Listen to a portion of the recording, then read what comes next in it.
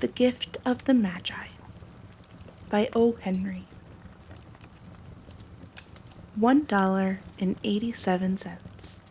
That was all. She had put it aside 1 cent and then another and then another in her careful buying of meat and other food. Della counted it 3 times. $1.87. And the next day would be Christmas.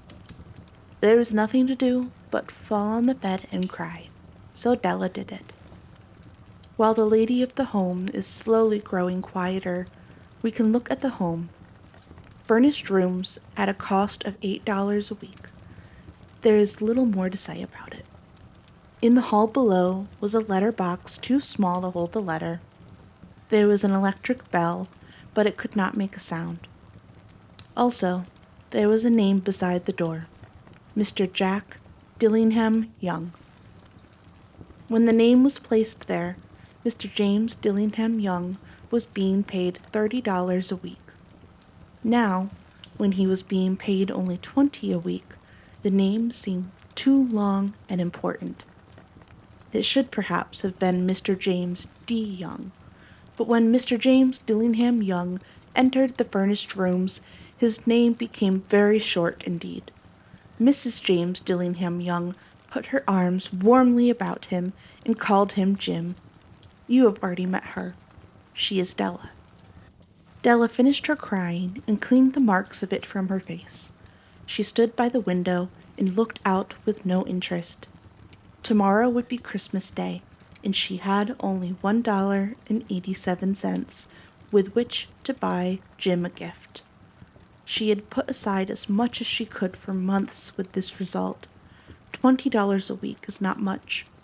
Everything had cost more than she had expected. It always happened like that. Only $1.87 to buy a gift for Jim. Her Jim. She had had many happy hours planning something nice for him. Something nearly good enough. Something almost worth the honor of belonging to Jim. There was a looking-glass between the windows of the room. Perhaps you have seen the kind of looking-glass that is placed in $8 furnished rooms. It was very narrow. A person could only see a little of himself at a time. However, if he was very thin and moved very quickly, he might be able to get a good view of himself. Della, being quite thin, had mastered this art. Suddenly, she turned from the window and stood before the glass. Her eyes were shining brightly, but her face had lost its color. Quickly, she pulled down her hair and let it fall to its complete length.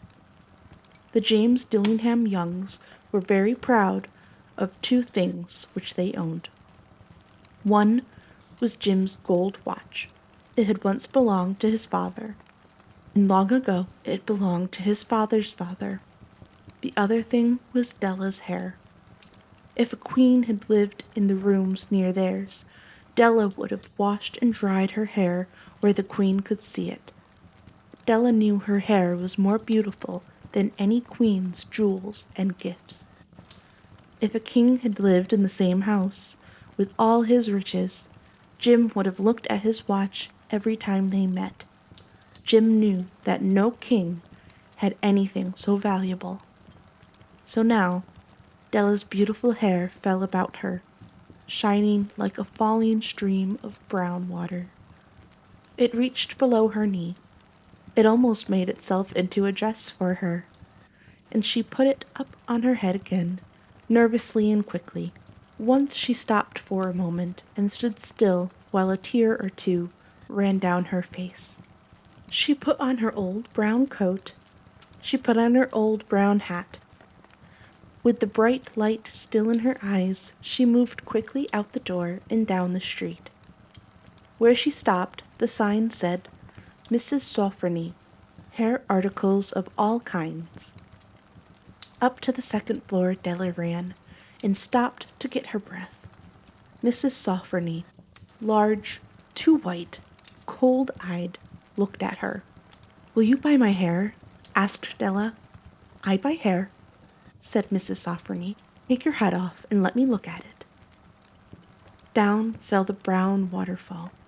$20, said Mrs. Sofferny, lifting the hair to feel its weight. Give it to me quick, said Della. Oh, and the next 2 hours seemed to fly. She was going from one shop to another to find a gift for Jim. She had found it at last. It surely had been made for Jim and no one else. There was no other like it in any of the shops, and she had looked in every shop in the city. It was a gold watch chain, very simply made. Its value was in its rich and pure material. Because it was so plain and so simple, you knew that it was very valuable. All good things are like this. It was good enough for the watch. As soon as she saw it, she knew that Jim must have it. It was like him, quietness and value. Jim and the chain both had quietness and value. She paid $21 for it, and she hurried home with the chain and 87 cents. With that chain on his watch, Jim could look at his watch and learn the time anywhere he might be. Though the watch was so fine, it had never had a fine chain. He sometimes took it out and looked at it only when no one could see him do it. When Della arrived home, her mind quieted a little. She began to think more reasonably. She started to try and cover the sad marks of what she had done. Love and large-hearted giving, when added together, can leave deep marks. It is never easy to cover these marks, dear friends. Never easy. Within 40 minutes, her head looked a little better. With her short hair, she looked wonderfully like a schoolboy. She stood at the looking-glass for a long time. If Jim doesn't kill me, she said to herself, before he looks at me a second time, he'll say I looked like a girl who sings and dances for money. But what could I do? Oh, what could I do with $1.87? At 7, Jim's dinner was ready for him. Jim was never late. Della held the watch chain in her hand and sat near the door where he always entered. Then she heard his step in the hall, and her face lost color for a moment.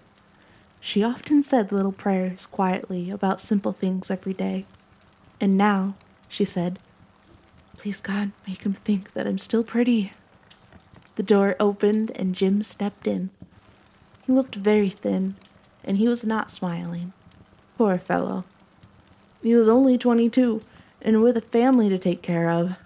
He needed a new coat, and he had nothing to cover his cold hands. Jim stepped inside the door. He was as quiet as a hunting dog when it is near a bird. His eyes looked strangely at Della, and there was an expression in them that she could not understand. It filled her with fear. It was not anger, nor surprise, nor anything she had been ready for. He simply looked at her with that strange expression on his face. Della went to him. Jim, dear, don't look at me like that. I had my hair cut off and sold it.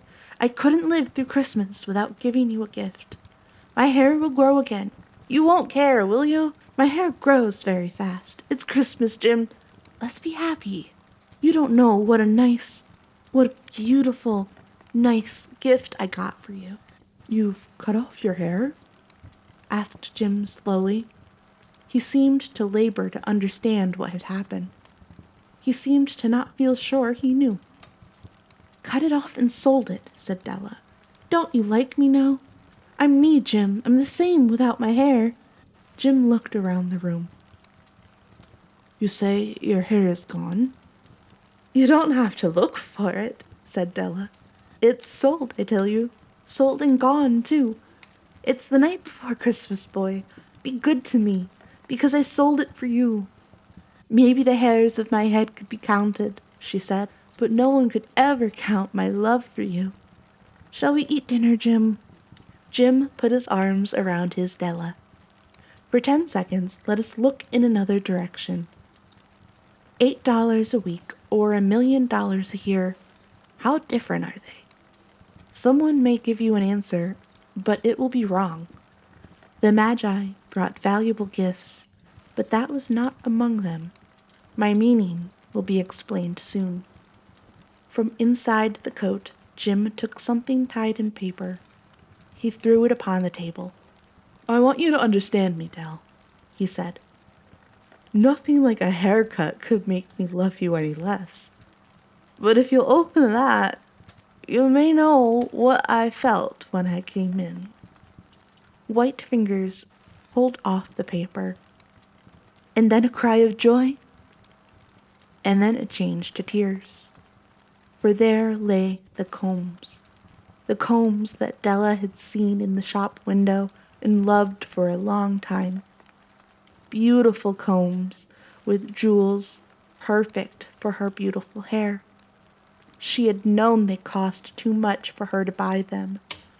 She had looked at them without the least hope of owning them. And now they were hers, but her hair was gone. But she held them to her heart and at last was able to look up and say, "My hair grows so fast, Jim." And then she jumped up and cried, "Oh, oh!" Jim had not yet seen his beautiful gift. She held it out to him in her opened hand. The gold seemed to shine softly, as if with her own warmth and loving spirit. "Isn't it perfect, Jim? I hunted all over town to find it. You'll have to look at your watch 100 times a day now. Give me your watch. I want to see how they look together." Jim sat down and smiled. "Della," he said, "let's put our Christmas gifts away and keep them a while. They're too nice to use now. I sold the watch to get the money to buy the combs, and now I think we should have our dinner." The Magi, as you know, were wise men, wonderfully wise men, who brought gifts to the newborn Christ child. They were the first to give Christmas gifts. Being wise, their gifts were doubtless wise ones.